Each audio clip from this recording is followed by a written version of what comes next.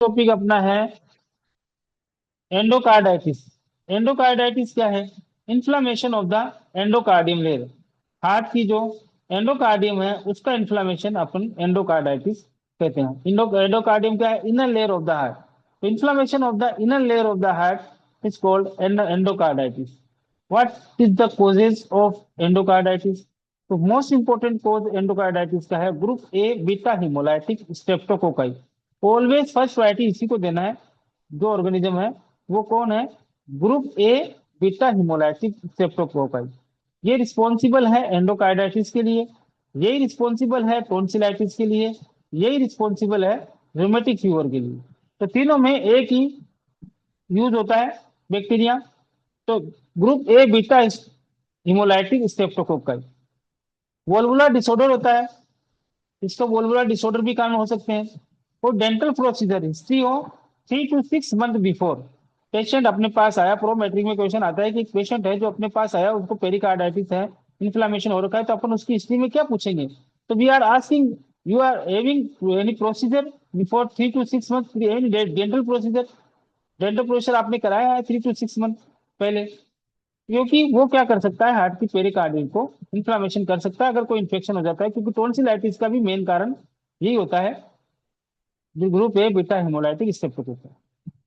Pathophysiology क्या होगी? Vegetation formation, right side vegetation can cause the pulmonary embolism and left side vegetation can cause the coronary artery disease और stroke और gangrene और cellulitis extremities, liver kidney injury, इन सब के अंदर inflammation कर सकता है।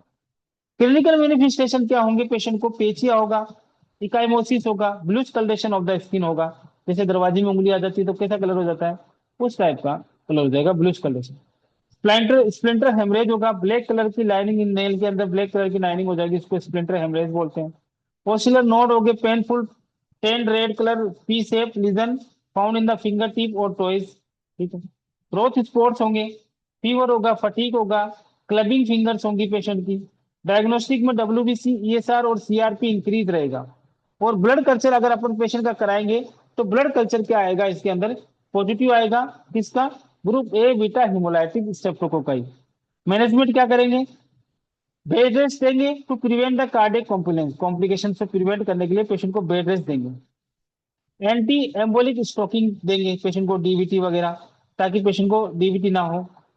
एंटीबायोटिक्स देंगे पेशेंट को। और maintain the aseptic technique use करेंगे। असेप्टिक टेक्निक्स में अपन प्रॉपर हैंड वॉशिंग वगैरह, ठीक है, वो यूज करेंगे। Encourage the oral hygiene. Oral hygiene करने के लिए पेशेंट को बोलेंगे, क्योंकि ओरल से पेशेंट का पेरिक एंडोकार्डाइटिस हो सकता है, ओरल इन्फेक्शन से एंडोकार्डाइटिस भी हो सकता है, हार्ट तक वो इन्फेक्शन पहुंच सकता है, तो उसको ओरल करेक्ट करने के लिए बोलते हैं। प्रोमेट्रिक में क्वेश्चन आता है कि एक पेशेंट को पेरिकार्डाइटिस पेशेंट एंडोकार्डाइटिस के पेशेंट को आप क्या एडवाइस करोगे? तो उसमें अपन ओरल केयर की एडवाइस करेंगे उसको। ठीक है। Take medication at correct time, और उसको सारी मेडिसिन को करेक्ट टाइम पर लेने के लिए बोलेंगे। क्यों बोलेंगे करेक्ट टाइम पर लेने के लिए? क्योंकि ये एक एंटीबायोटिक, एक इन्फ्लामेशन है, इसकी पूरी एंटीबायोटिक का कोर्स लेंगे एंड तभी ये बैक्टीरिया खत्म होगा, तभी ये दोबारा नहीं होगा, तो नहीं तो रिकरेंट होने के आसार वापिस से रहते हैं, वापिस रिकरेंट हो सकते हैं। तो ये एंडोकार्डाइटिस है। Inflammation of the inner layer of the heart is called the endocarditis, and main causative organism always give the first priority group A beta hemolytic streptococci। Management में बेड रेस्ट वगैरह और oral care के बारे में patient को अपन बोलेंगे। ये हो गया अपना टॉपिक एंडोकार्डाइटिस।